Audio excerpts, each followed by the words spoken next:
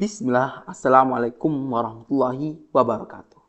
Pertama-tama, segala puji hanya bagi Allah Subhanahu wa Ta'ala, Tuhan semesta alam, yang Maha Penyayang lagi Maha Pengasih, yang Maha Esa dan yang memberikan rahmatnya kepada seluruh alam semesta. Tidak lupa juga, salawat serta salam kita panjatkan kepada junjungan kita Nabi Muhammad SAW. Dialah utusan yang diutus oleh Allah sebagai rahmat bagi seluruh alam. Sosok yang teladan dalam segala aspek kehidupan dan cahaya bagi yang berada dalam kegelapan. Semoga Allah senantiasa melimpahkan rahmat dan keberkahan kepada beliau serta keluarganya. Para saudara-saudara seiman sekalian yang dirahmati Allah Subhanahu wa Ta'ala. Pasca terjadinya perang Uhud, kaum muslimin menghadapi peristiwa yang menggoncangkan, yaitu terjadinya peristiwa-peristiwa pengkhianatan dan perlawanan yang banyak menggugurkan para sahabat Rasul. Dan pada kali ini, saya akan membahas beberapa peristiwa tersebut. Peristiwa pertama bernama peristiwa Ar-Raji' yang terjadi pada tahun keempat kenabian, tepatnya pada bulan Safar. Pada saat itu, beberapa utusan dari kabilah Udlan dan Qurah datang kepada Rasulullah SAW, meminta kepada beliau agar dikirimkan para sahabat yang dapat mengajarkan Al-Quran dan ajaran agama pada mereka. Oleh sebab itu, Rasulullah SAW mengutus beberapa orang dari sahabatnya, antara lain Murthid bin Abi Murthid, Khalid bin Al-Bakir, Athim bin Thabit, Khubayb bin Adi, Zaid bin Dathinah, dan Abdullah bin Tariq. Lalu beliau menunjuk Athim bin Thabit sebagai amir mereka. Lalu berangkatlah para sahabat tadi untuk mengajarkan Islam. Dan saat sedang dalam perjalanan, para sahabat singgah di suatu tempat antara Usfan dan Makkah, tepatnya daerah Raji'. Keberadaan mereka diketahui oleh suatu perkampungan dari suku Hudzail yang disebut dan Bani Laihan. Para orang-orang kampung itu lalu mengejar para sahabat dengan membawa 100 pemanah. Dan pada akhirnya, orang-orang itu mengepung dan menyerang para sahabat hingga berhasil membunuh Athim bersama sahabat lainnya. Dan hanya menyisakan Khubayb bin Adi dan Zaid bin Dathinah.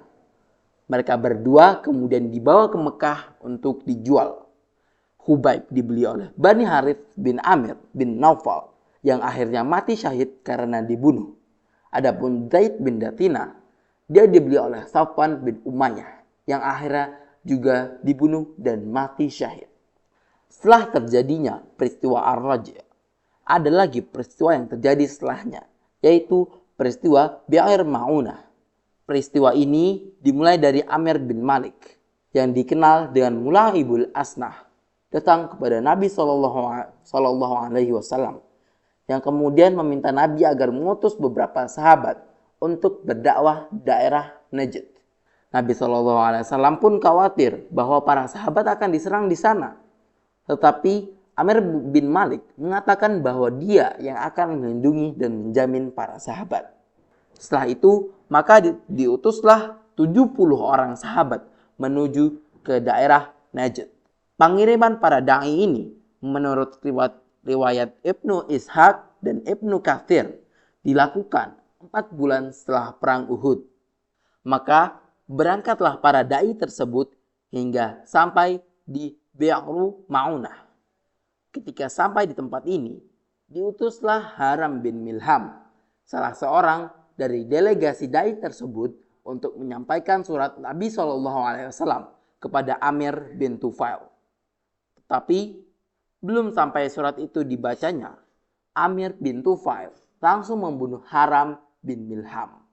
Setelah membunuh Haram bin Milham, Amir bin Tufail lalu mengajak Bani Amir untuk menyerang para da'i lainnya. Tetapi Bani Amir menolaknya. Lalu Amir bin Tufail meminta bantuan lain kepada kabilah-kabilah Sulaim dari suku Usayyah, Ri'il, dan Zakwan. Kabilah-kabilah ini menyambut ajakan Amir bin Tufail, lalu mengepung dan menyerang para da'i utusan Nabi SAW. Para da'i itu berusaha melakukan perlawanan tetapi tidak berdaya sampai semuanya gugur terbunuh. Di antara para da'i yang diutus itu terdapat 2 orang sahabat yang tidak menyaksikan tindak pengkhianatan ini. Salah seorang di antaranya ialah Amir bin Umayyah al-Dhamri. Kedua sahabat ini tidak mengetahui berita terjadinya pengkhianatan tersebut sehingga keduanya datang membantu saudara-saudaranya. Tetapi salah satu sahabat itu pun terbunuh bersama yang lain. Sementara Amir bin Umayyah al-Dhamri berhasil lolos dan kembali ke Madinah. Rasulullah Shallallahu Alaihi Wasallam yang mengetahui peristiwa ini merasakan kesedihan yang mendalam atas kematian delegasi dai yang semuanya itu adalah sahabat beliau. Sehingga selama sebulan penuh Rasulullah Shallallahu Alaihi Wasallam melakukan kunut di sholat subuh mendoakan kecelakaan atas kabilah Ri'el, Zakwan, Bani Laihan, dan Usayyah. Setelah terjadinya peristiwa-peristiwa pengkhianatan seperti tadi, yaitu peristiwa Ar-Raji dan Bi'al Ma'munah, kaum Yahudi semakin berani melakukan perlawanan kepada kaum muslimin. Dan pada akhirnya, kaum Yahudi diusir dari Madinah dalam peristiwa pengusiran Bani Nadir. Peristiwa pengusiran Bani Nadir ini dimulai pada peristiwa Bi'r Ma'unah dalam perjalanan Amir bin Umayyah al-Dhamri kembali ke Madinah. Di tengah perjalanannya, ia bertemu dengan 2 orang musyrik yang disangkanya dari Bani Amir. Lalu karena dendam, kedua orang itu lalu dibunuhnya. Setelah sampai kepada Rasulullah SAW dan diceritakan tentang berita tersebut, ternyata kedua orang itu dari Bani Kilab dan telah mendapatkan jaminan dari Nabi SAW. Kemudian Nabi bersabda, "Engkau telah membunuh 2 orang, aku harus membayar diatnya." Setelah itu, Rasulullah SAW beserta sahabatnya berangkat menemui Yahudi Bani Nadir untuk meminta bantuan mereka dalam membayar diat. Huyai bin Akhtab, tokoh Yahudi, menjagupinya. Huyai dan Bani Nadir ternyata berbohong. Mereka tidak mengumpulkan uang, tapi malah berkumpul untuk merencanakan pembunuhan terhadap Rasulullah SAW. Mereka melupakan perjanjian damai dengan Rasulullah SAW yang sekarang sedang menjadi tamu mereka. Sebelum itu, salah seorang dari mereka, Salam ibnu Mishkam, telah berusaha mencegahnya. Namun, peringatan dari Salam bin Mishkam ini tidak diindahkan oleh mereka. Akhirnya, salah seorang dari mereka, Amr bin Jahashi, menyanggupi untuk melaksanakan hasil persengkokolan ini. Amr bin Jahashi lantas memanjat tembok untuk melemparkan batu ke arah kepala Rasulullah SAW. Tapi betapa terkejutnya mereka karena Rasulullah SAW dan para sahabatnya sudah tidak berada di tempat semula. Beliau dan para sahabat telah meninggalkan tempat mereka karena Allah Subhanahu wa Ta'ala telah memberikan rencana busuk yang dirancanakan oleh para Yahudi Bani Nadir. Rasul kemudian mengutus Muhammad bin Maslamah untuk memberi pesan dari beliau kepada Yahudi Bani Nadir agar segera pergi dari Madinah. Tetapi pada saat itu, salah satu tokoh munafikin, Abdullah bin Ubay bin Salul, berjanji kepada Bani Nadir bahwa dia beserta 2.000 pasukannya akan membantu Bani Nadir melawan pasukan Islam.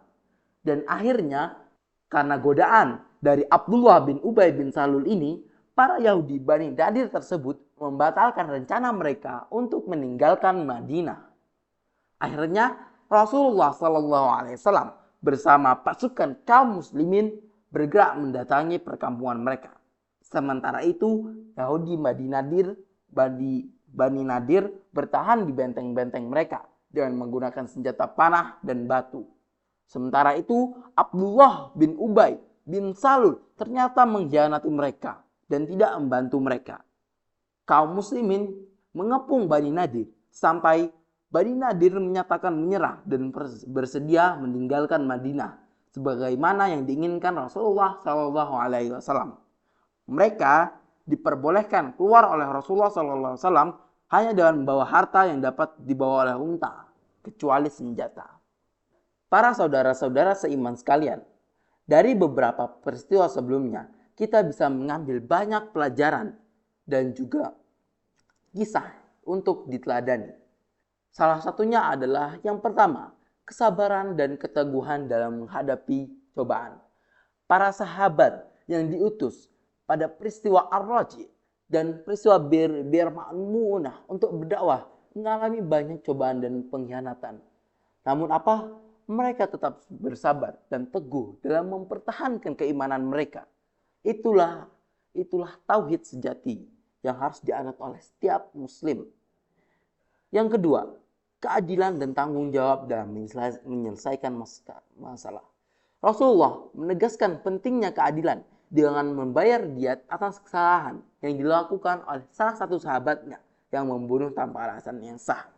Itu membuktikan bahwa Islam menjunjung tinggi keadilan. Mungkin sekian video kali ini. Jika ada salah, maka datang dari diri saya sendiri. Dan jika ada benar, maka datangnya dari Allah Subhanahu wa Ta'ala. Sekian dari saya. Wassalamualaikum warahmatullahi wabarakatuh.